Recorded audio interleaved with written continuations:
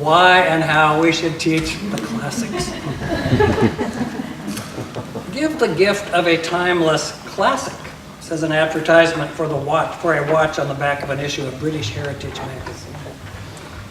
Violence and greed combine with Victorian gentility in this psychological melodrama that stands among Dickens' most inspired classics, claims the blurb in a publisher's book catalog.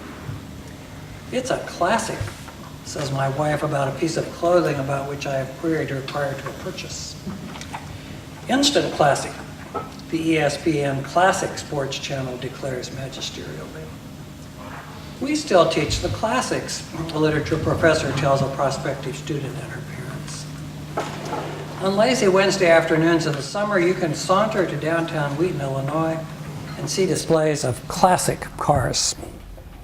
A book editor changed the title from what it should have been, Reading Literature with C.S. Lewis, to what he thought was a more marketable, Reading the Classics with C.S. Lewis. What qualities does something need to possess in order to merit the epithet classic? As you already surmise, in this address I will be using the concept of a classic as a universal, not simply works of Greek and Roman culture. In exploring my topic with you, I will be speaking as a literary scholar, but every discipline has its own classics. So I want you to I don't want to venture outside my sphere of expertise in my discussion. Still, I hope that what I say about literature will have ready application to you if your discipline is one of the other arts or a subject area beyond the arts. I want to begin by quoting some helpful definitions of the concept of a literary classic. I quote, "We speak of a book as a classic when it has gained a place for itself in our culture and has consequently become a part of our educational experience. But the term conveys further meanings implying precision of style and formality of structure." Harry Levin in an introduction to the Scarlet Letter. There are many reasons why certain works of literature are classics, and most of them are purely literary reasons. But there's another reason too. A great work of literature is also has a place in which the whole cultural history of a nation that produced it comes into focus. Northrop Frye, The Educated Imagination. A classic modifies our very being and makes us feel we are not the same men and women we were when we began it. Sheldon Sachs, Fiction in the Shape of Belief. A classic lays its images permanently on the mind and is entirely irreplaceable in the sense that no other book whatever comes anywhere near reminding you of it, or being even a momentary substitute for it. C.S. Lewis. The classics deal with the archetypes of human experience, with characters at once concrete and universal, and with events and relationships that are invariant in the lives of all people. The perils of the soul and its achievements are constant. From his earliest literary efforts, man does not seem to have advanced in his comprehension of them and may well have declined. That's Kenneth Roxrith in a book, Classics Revisited. Quote, "Among the best of a class, of the highest quality in a group. A literary classic then ranks with the best of its kind that has been produced," and still quoting, "as T.S. Eliot observed in his essay, What is a Classic? An important test is time. For a classic is recognized, as Eliot observed, only by hindsight and in historical perspective." That's from the Harper Handbook to Literature. A piece of literature which by common consent has achieved a recognized position in literary history for its superior qualities. Also an author of like standing. Thus, Paradise Lost is a classic in English literature. Thrall and Hibbert's Handbook to Literature. A classic is doubly permanent, for it remains significant, or it acquires a new significance after the age for which it was written and the conditions under which it was written have passed away, and yet it keeps, undefaced by handling, the original noble imprint of the mind that first minted it. Arthur Quiller Couch on the use of masterpieces. Quote, "The classics are books that come down to us bearing upon them the traces of readings previous to ours, and bringing in their wake the traces they themselves have left on the culture or cultures they have passed through." Italo Calvino, Why Read the Classics? I wonder what strikes you most about the definitions. I'm impressed by how little overlap there is, suggesting what a many-faceted phenomenon we are dealing with. The following definition strikes me as a good attempt at covering the territory, but notice what a long definition it is. This is from a book on the Scarlet Letter. What we tend to require for something called a literary classic is a display of great craftsmanship and striking originality. Beyond this, the text must make a powerful emotional and intellectual impact, provide a rich reading experience, and leave behind a larger understanding of our past experiences and perhaps a new way to think about our lives. In the case of the greatest works, we return to them time and again in our minds, even if we do not reread them frequently, as touchstones by which we interpret the world around us. As a bridge between the foregoing definitions of a classic and my case for the importance of teaching the classics, I want to assert that the Bible is the supreme classic, the best of classics the world has ever admired, as McGuffey's Fifth Eclectic Reader called it. To elaborate this point, I want to quote at some length from an essay by George Lindbeck, a former professor of theology at Yale University. It's a long quotation. Here's what Lindbeck claims about the Bible's one-time stature in the English-speaking world. And as I read the account, I want you to keep in mind the announced topic of my address, namely, the role of classics in a culture or in an individual life. Until recently, most people in traditionally Christian countries lived in the linguistic and imaginative world of the Bible. It was not the only world in which they dwelt, yet the text above all texts was the Bible. Its stories, images, conceptual patterns, and turns of phrase permeated the culture from top to bottom. This was true even for illiterates and those who did not go to church, for knowledge of the Bible was transmitted not only directly by its reading, hearing, and ritual enactment, but also indirectly by an interwoven net of intellectual, literary, artistic, folkloric, and proverbial traditions. There was a time when every educated person, no matter how professedly unbelieving or secular, knew the actual text from Genesis to Revelation. It is useful to comment further on the way in which texts influence human hearts and minds, even when they are not believed. Once they penetrate deeply into the psyche, especially the collective psyche, they cease to be primarily objects of study and rather come to supply the conceptual and imaginative vocabularies with which we construe and construct reality. They have many applications and therefore many meanings. Thus, to take a non-biblical example, Homer's Odyssey has functioned as a metaphor for a wide variety of adventurous journeys or odysseys into distant times and places, and even into the hidden recesses of the mind. To return to our main theme, the Bible has in this respect been preeminent in traditionally Christian lands. Its lenses have functioned as the most powerful, penetrating, and comprehensive ones. So pervasive is this scriptural idiom that much of Western literature consists of subtexts of the original text. Thus, all of experience, including sacred texts from other religions, such as the classics of Greece and Rome, was absorbed into the scriptural framework. Summary statement: Christendom dwelt imaginatively in the biblical world.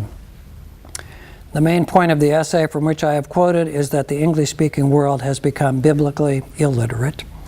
And I note Lindbeck's claim that, quote, when I first arrived at Yale, even those who came from non-religious backgrounds knew the Bible better than most of those now who come from church-going families. I'm ready to turn to my announced topic of why and how we should value the classics. And since I'm a literature teacher, I will speak specifically of reading the classics. My first defense of the importance of the classics will surprise some of you. I prefer the classics because I find them more entertaining than their alternatives and substitutes. I realize that this may be truer for a literary scholar whose taste is oriented toward the classics than it may be for the non-specialist in literature. I will also concede that the taste for the classics is partly an acquired taste.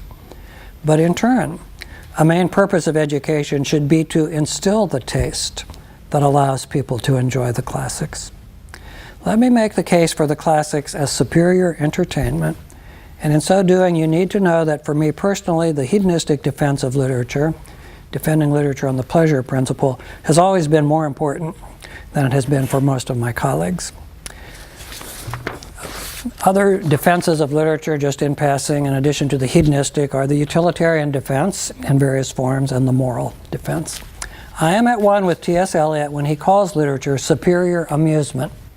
I prefer the formula superior entertainment. Do I find Paradise Lost and Macbeth and Browning's Soliloquy of the Spanish Cloister more entertaining than the drama that appears on television on a typical evening? I do. For people who have had the classics foisted on them before they were ready to enjoy them, I can imagine that this is a surprising verdict. I grant that until a classic becomes familiar to a person, reading it can seem like a duty rather than a pleasure. But to view the classics as better entertainment than non-classics has a logic behind it, so let me explore that logic for a few minutes. What makes a work of literature entertaining? Well, we can account for it on the basis of two of the three main tasks that literature performs for us. One of the tasks of literature is to present human experience for us, to hold the mirror up to life, as Hamlet expresses it in Shakespeare's play. Some literary and artistic subject matter is more entertaining than other content. The works that rise to the status of classics captivate us partly by the human experiences that they put before us. I speak of such things as striking and interesting events, characters, settings, meditations, or emotions. I find the presentation of human experience that Homer's Odyssey gives me more captivating than the presentation that I get in a typical movie or television drama. Thomas Hardy once claimed that, quote, "a story must be exceptional enough to justify its telling." The classics win us partly by giving us exceptional and attention-getting content. Have you ever thought about why we hang reproductions of paintings by the masters?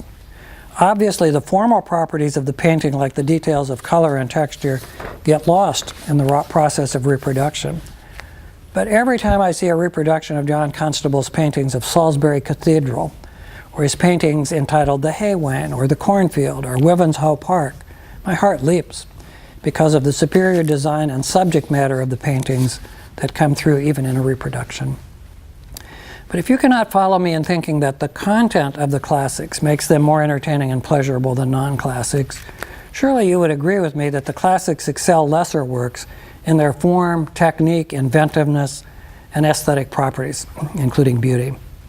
For me, the form and technique of the classics are preeminently what makes them more interesting as a source of entertainment and enjoyment than lesser literary works. Even if you are not a teacher of literature who gets a high out of explicating the formal properties of a story or poem, I do,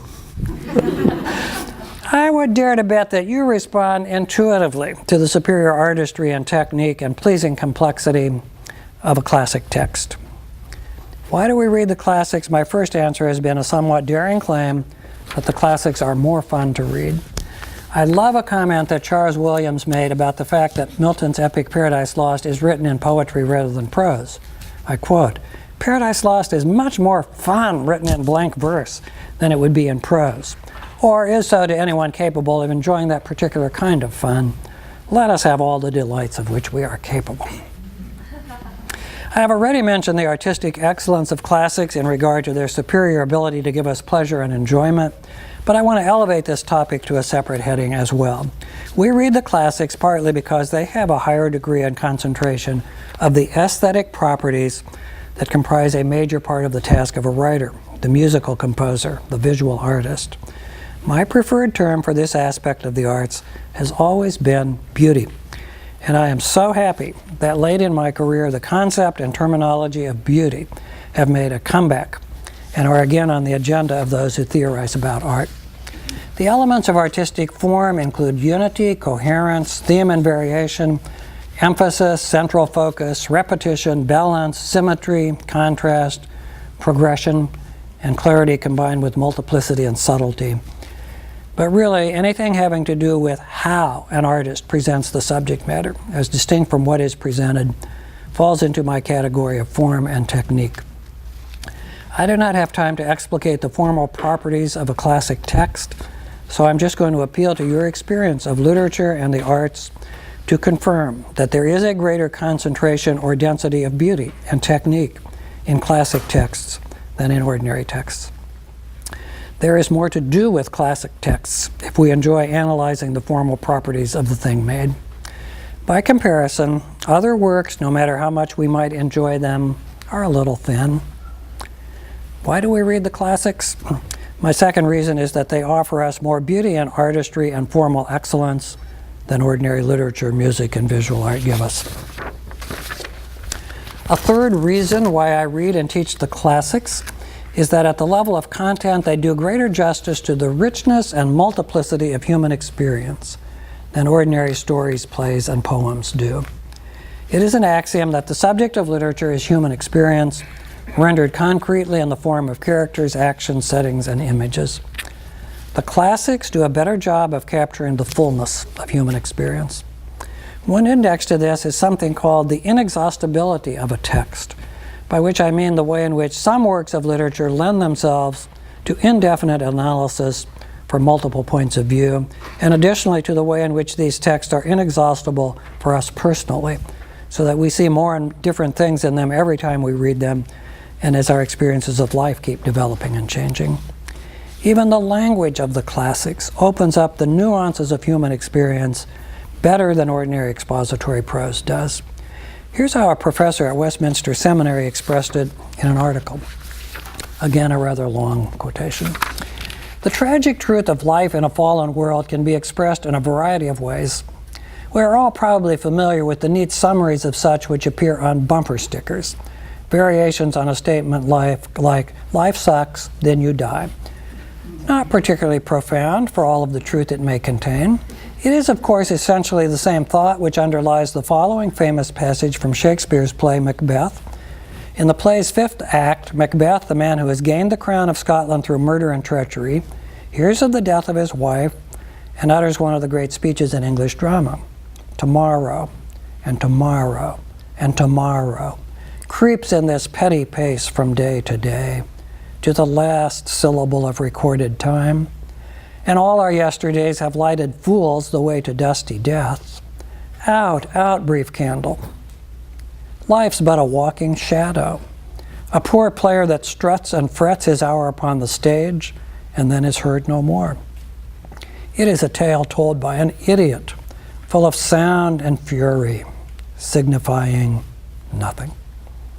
The meaning of the two, the bumper sticker and the Shakespearean soliloquy, is basically the same. Yet there is a sense in which the latter enriches the reader's understanding in a way that the former does not.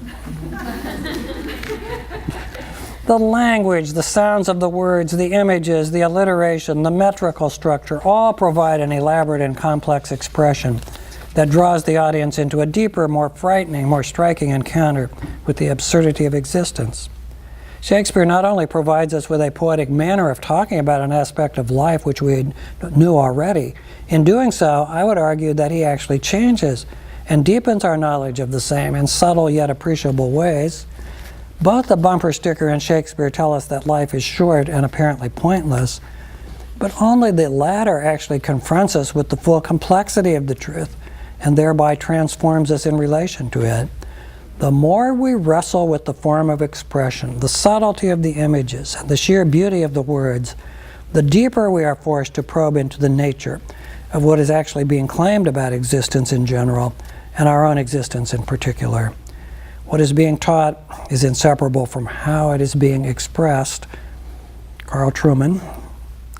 I am so impressed by that passage and insight that I have decided to let them form the basis of a fourth answer to my question of why we read the classics. We read the classics because they are stylistically demanding and therefore elicit greater attention and thoughtfulness from us than non-classics usually do. The classics elicit our best. I would say they require our best. And this is a mark in their favor. If you are a teacher, you know how highly you value students who elicit your best as a teacher. If the classics elicit our best as teachers and readers, they are in the same elite circle as students who elicit our best, a very treasured status indeed. Shakespeare and Milton elicit the best from my students who are capable of doing that kind of work. And they elicit the best because they offer the substance of content and greatness of form that allow my students to do superior analysis of them. Why and how should we value the classics? They provide a superlative degree of fun, artistic beauty, depth in the presentation of human experience, and reader involvement. A fifth reason is that the classics are our gateway to the past. I need to begin with a caution. It is not the pastness of the classics that makes these works of art classics. There are many other works of art from the same eras that are not in the circle of classics. The classics from the past that we still read attained their status by virtue of their excellence, as I have defined that excellence in my remarks up to this point. Nor does a classic need to come from the past.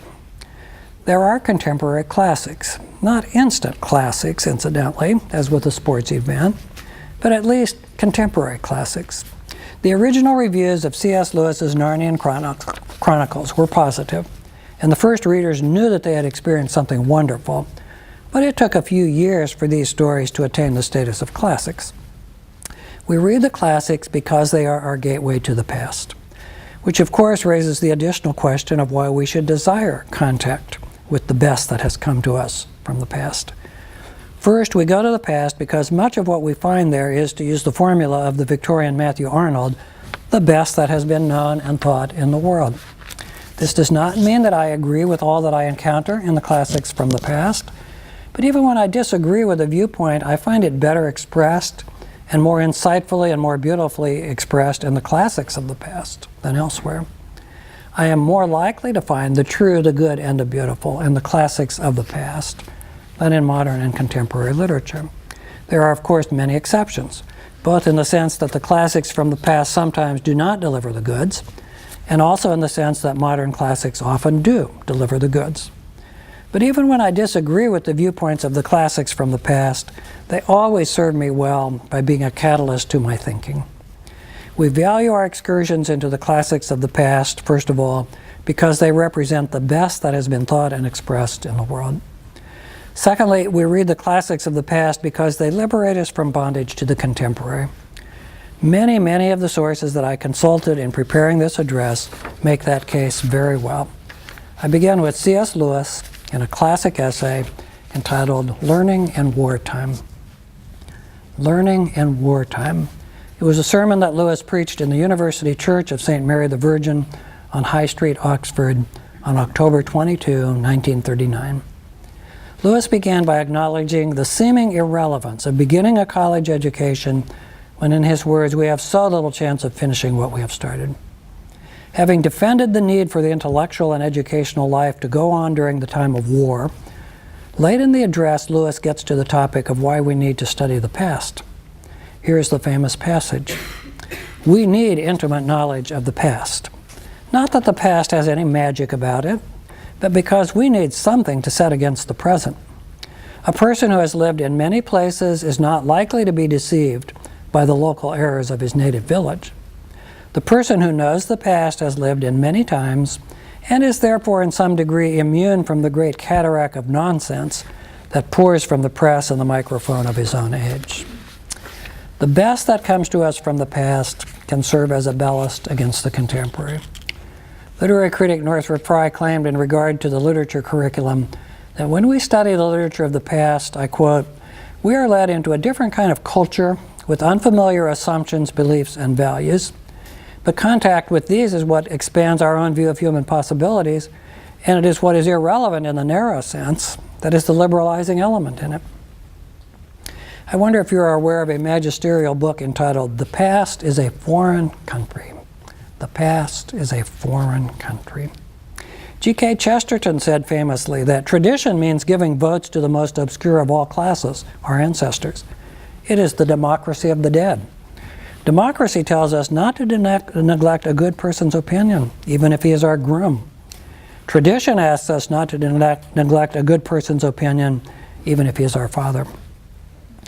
Paradoxically, as T.S. Eliot asserted, a historical sense of the past is what makes a person most acutely conscious of his place in time, of his own contemporaneity. We need knowledge of the past partly because we cannot afford the naivete of beginning anew with each generation. However, the value of the classics from the past resides not only in their pastness, but also in their presentness. T.S. Eliot claimed that the historical sense involves a perception not only of the pastness of the past, but of its presence. Which brings us to the topic of universality in the classics. The classics have an unusual ability to portray what is universal in human experience. In contrast to the more local issues that flood our daily lives, the classics deal with the fears and longings that have bound the human race together over the centuries in all places and times. Wendell Berry put it this way: our past is not merely something to depart from, it is to commune with, to speak with. Day unto day uttereth speech, and night unto night showeth knowledge. Remove this sense of continuity, wrote Berry, and we are left with the thoughtless present tense of machines. If we fail to see that we live in the same world that Homer lived in, then we not only misunderstand Homer, we misunderstand ourselves. The past is our definition. Still quoting, if, as I believe, one of the functions of tradition is to convey a sense of our perennial nature and of the necessities and values that are the foundation of our life, then it follows that without a live tradition, we are necessarily the prey of fashion. Literary critic Helen Gardner likewise waxes eloquent about what she calls the power of literature to liberate the imagination from confinement to present circumstances. She writes, studying the literature of past ages demands that for a while we lay aside our own concerns, prejudices, and opinions, and enter into the experiences of other times. It is my conviction that the study of the literature of past ages enables us to discover for ourselves standards of permanence which can save us from the domination of contemporary fashion. And in support of the view that the universality of the classics is richer in meaning than the more obviously relevant literature of the present, Gardner records her experience of having been deeply impressed by Arthur Koestler's Darkness at Noon when it first appeared, 1940. But when she reread it 4 decades later, she, quote, found it unrewarding. My interest had been held by its topicality.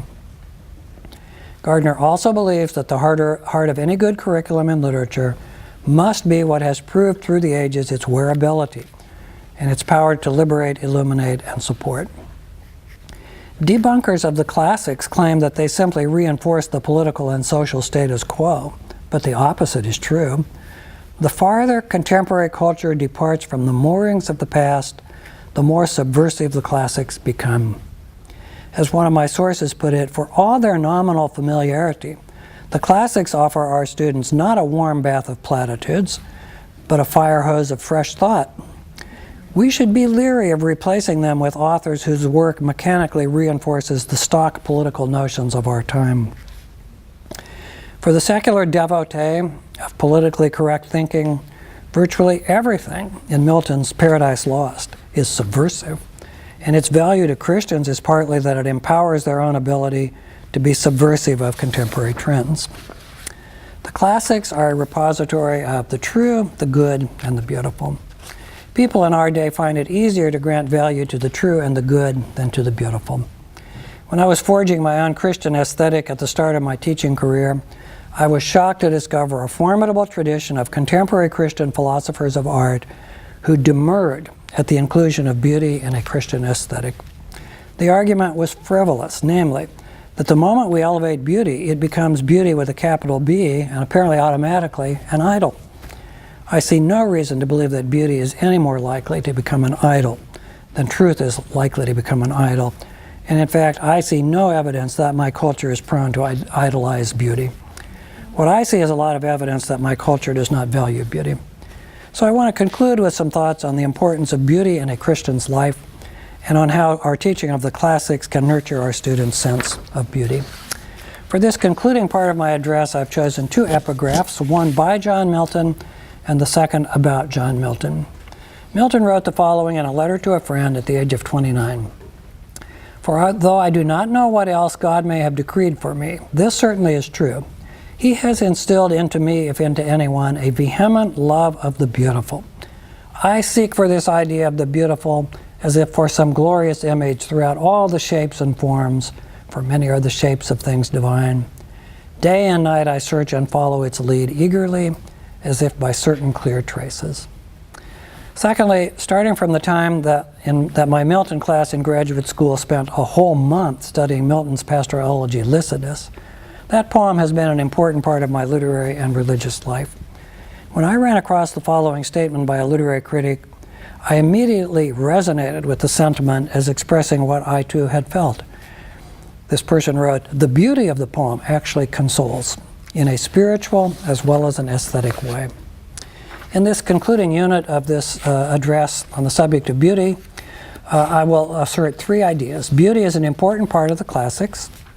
Secondly, the Bible endorses beauty as something good. Thirdly, we need to teach the classics in light of those two facts. First, then, I note that the artists who create classics regard beauty as an important part of their artistic enterprise. Beethoven sketched and resketched his compositions. Leonardo da Vinci, I once read, drew 1,000 hands. Dylan Thomas's poem entitled Fern Hill exists in over 200 handwritten manuscript versions. The Norton Anthology of English Literature has through the years included a brief section at the end entitled Poems in Process. These pages reproduce the revisions that are extant in famous poems like Milton's Lycidas and Keats' To Autumn. What lies behind such revisions? Ernest Hemingway can answer for us. Hemingway rewrote the end of his novel A Farewell to Arms 17 times in an effort to, quote, get it right.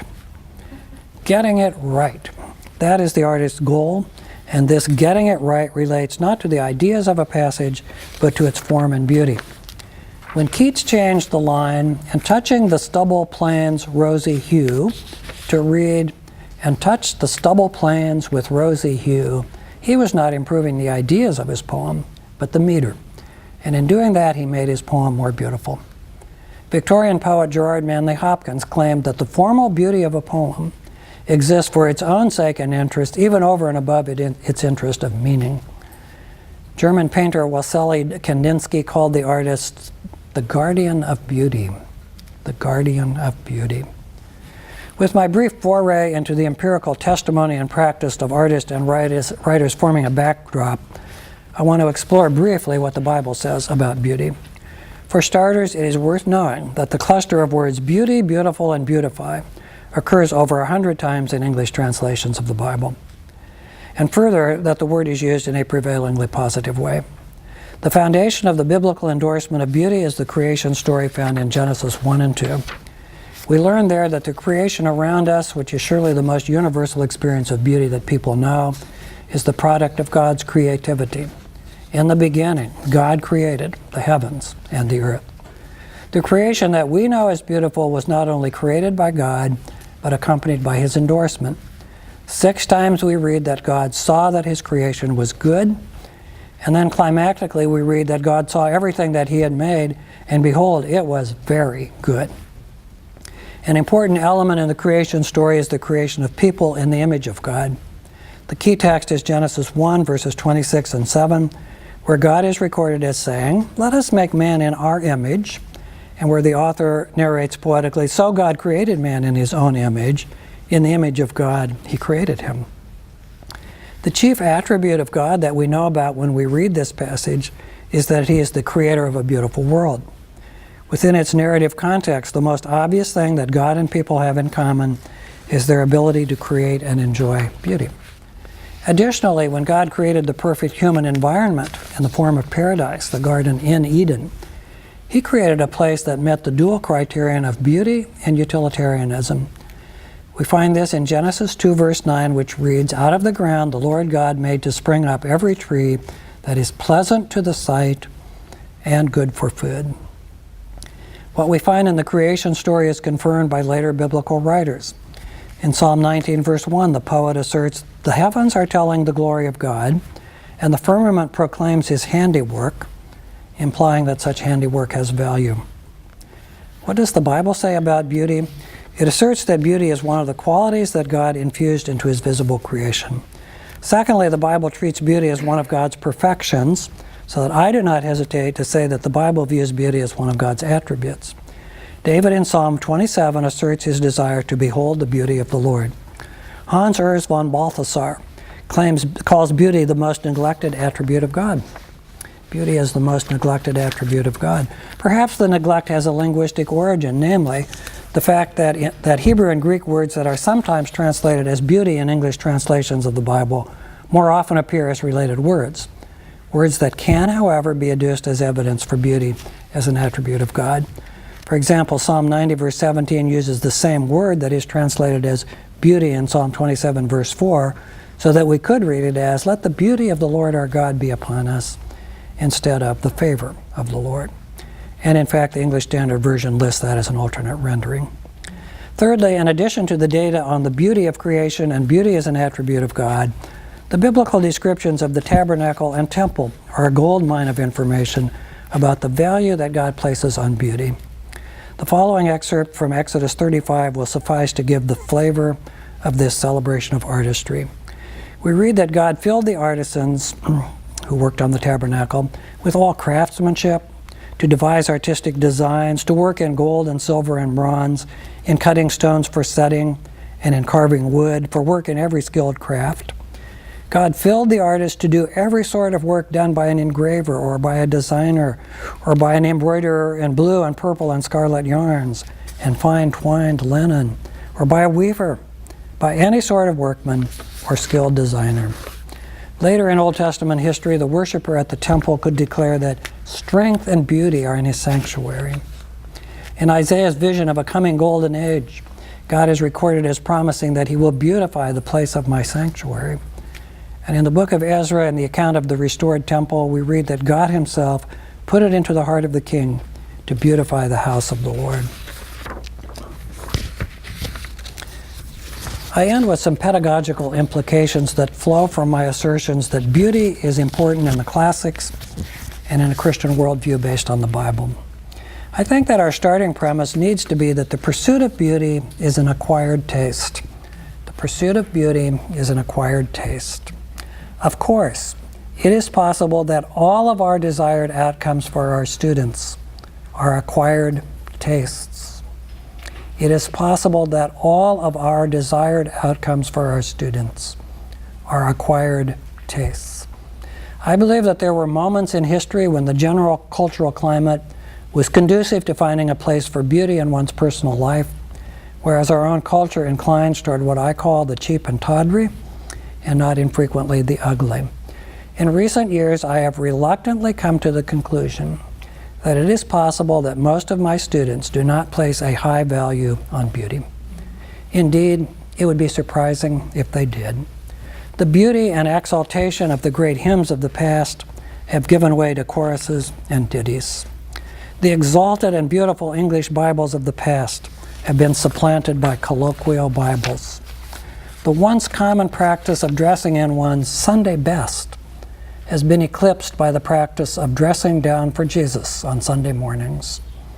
If I'm even halfway right in all of this, I think that we need to view our advocacy of beauty as being countercultural. Secondly, if we value the beauty of the classics, we need to explicate the dimensions of form and artistry in the works that we teach.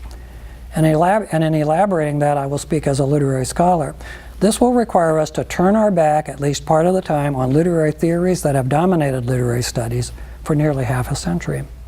The general drift of those theories has been to reduce literature to its ideas and then use those ideas to pursue a social or political agenda. The beauty of a work of literature resides in the writer's technique and attention to aspects of literary form. I do not see how we can devote attention to such beauty without operating as formalist critics, thereby adopting the methods of a movement that had its high point in the 1950s and 60s. My third pedagogical suggestion is that we need to find ways to affirm beauty as a universal. Beauty is one of the things that all the arts have in common. It should be easy and natural for us as enthusiasts of beauty in our particular discipline to champion beauty in the sister arts. Not only that, if we affirm beauty as a universal, we quickly find ourselves moving beyond the arts. I dusted off 2 books from my past for purposes of this address and found myself enriched for having done so. One is Thomas Dubé's book, The Evidential Power of Beauty, Science and Theology Meet. Although I cannot fully understand the illustrations taken from the sciences, in every other way I find myself on native ground, both in Dubé's comments about beauty as a quality and in his interaction with biblical and theological data regarding beauty. The second book was Edith Schaeffer's book, Hidden Art, which is a woman's and homemaker's meditation on the uses of beauty in everyday life. Schaeffer defines hidden art as art which is found in the minor areas of life, Still quoting, by minor, I mean what is involved in the everyday of anyone's experience. So there are chapters on music, interior decoration, gardens and gardening, flower arrangements, food, writing, recreation, clothing, environment, and more. If we set our minds to it, we can open doors and windows for our students into beauty beyond our specific discipline or art. Additionally, if we regard beauty as an important value, and if we want our students to share that orientation, I believe that we need to equip our students with a clear and manageable apology for beauty that they can carry away from our courses. Our students need to know the biblical data on which we can make a case not simply for the desirability of beauty in our lives, but the necessity of it. Finally, we need to embrace the pursuit of beauty as an important part of the liberal arts enterprise. I think it obvious that what I have said in this address would be regarded as totally anomalous if I presented it to professors at a secular school. Not so in the Christian Academy. A recent issue of a journal called American Arts Quarterly carried an article on beauty as symmetry. The opening paragraph of the article noted the importance of harmony, proportion, and symmetry as an ideal in the classical liberal arts. And then the second paragraph began with the sentence that I will allow to be my parting shot. Beauty is a forgotten but recoverable ideal of the liberal arts tradition. Beauty is a forgotten but recoverable ideal of the liberal arts tradition. Thank you.